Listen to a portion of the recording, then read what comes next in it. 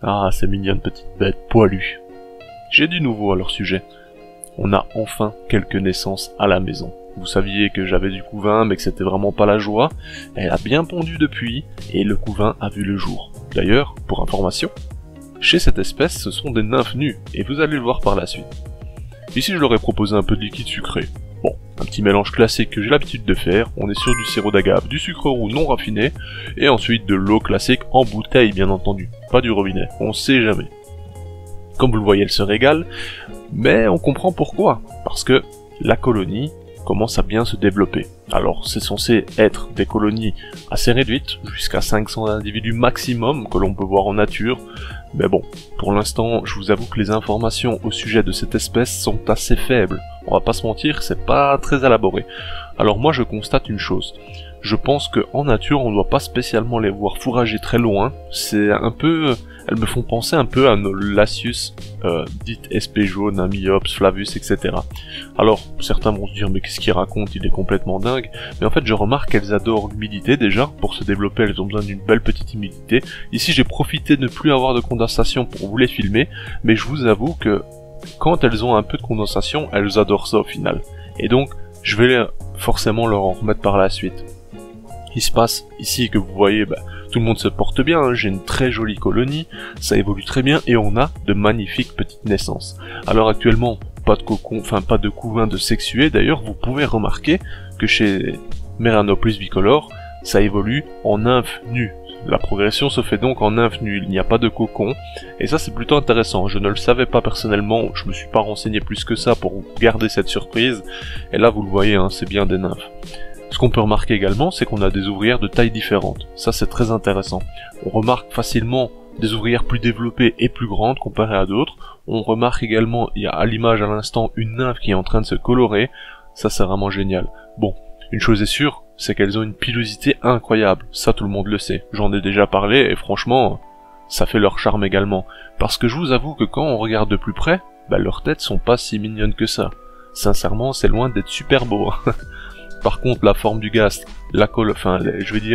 ces sortes d'épines dorsales qui sont magnifiques en plus de la pilosité, elles ont clairement du charme. Et regardez la touffe sur la tête de la reine, bah oui, clairement ça a du charme. Franchement, je suis assez satisfait. Le couvain est plutôt bien garni, elle continue de pondre, on voit d'ailleurs une ponte récente sur votre gauche, hein, plusieurs petits œufs, c'est franchement incroyable. Je suis très ravi d'avoir trouvé les conditions qui leur conviennent.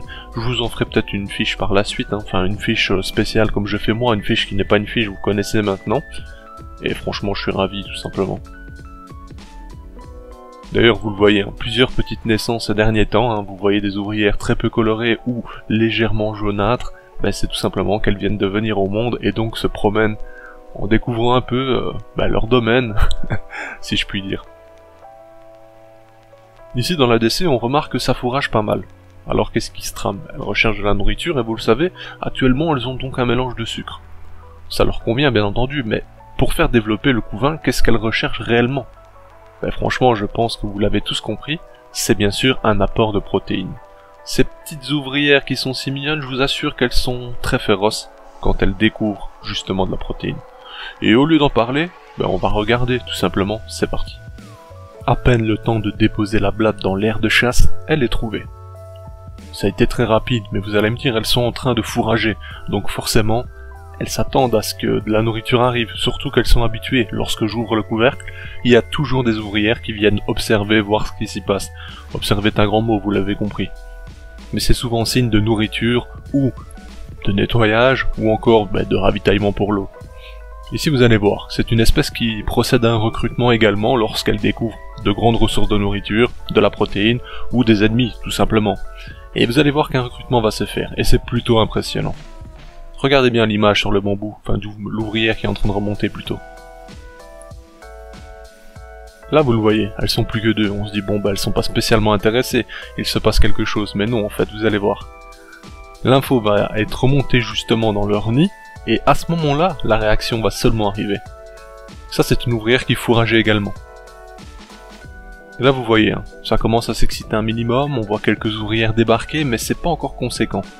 Une essaie de contrôler la blatte qui bouge encore un minimum, parce que cette fois-ci j'ai pas utilisé ma technique. J'ai fait ça assez rapidement pour vous proposer des images. Regardez ici. Cette scène est incroyable. On a vraiment l'impression qu'une armée débarque.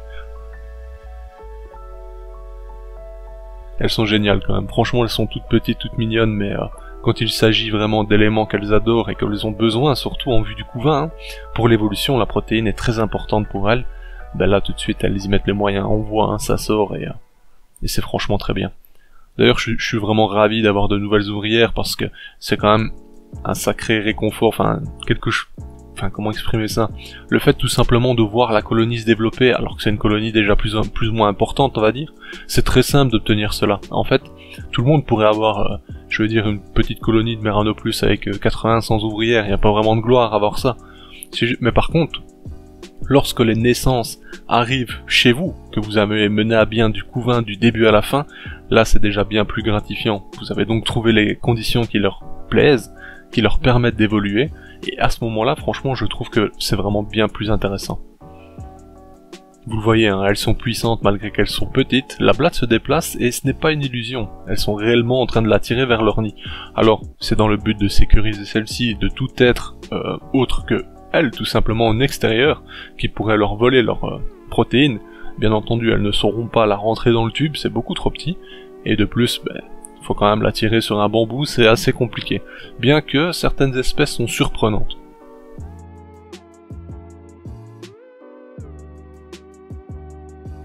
Franchement, elles sont quand même vachement mignonnes, bien que la tête soit pas la plus belle. Je ne me contredirai pas, franchement, elles sont mignonnes, mais la tête, c'est pas trop ça. Et donc vous le voyez, forcément elles vont se régaler sur celle-ci, je vous apprends rien, et c'est surtout dans le but de nourrir le couvain. J'ai remarqué également, hein, que certains pourront penser l'opposé ou autre, je ne sais pas, libre à tous, mais généralement quand je donne assez souvent de la protéine à mes colonies, ça permet souvent à la reine de rebombarder une belle ponte. Est-ce que ça apporte justement un sentiment de sécurité et un sentiment de on trouve des ressources, on peut continuer de se déployer, d'évoluer? Je ne sais pas. Et c'est sur ça que je vais vous laisser justement sur cette vidéo. Est-ce que pour vous c'est le cas? Est-ce que pour vous ce n'est que spéculation? Dites-moi en commentaire. Mais en tout cas, c'est tout pour moi. C'était la fourmi gauloise et je vous dis à bientôt l'équipe. Merci d'avoir regardé jusqu'ici. Bye.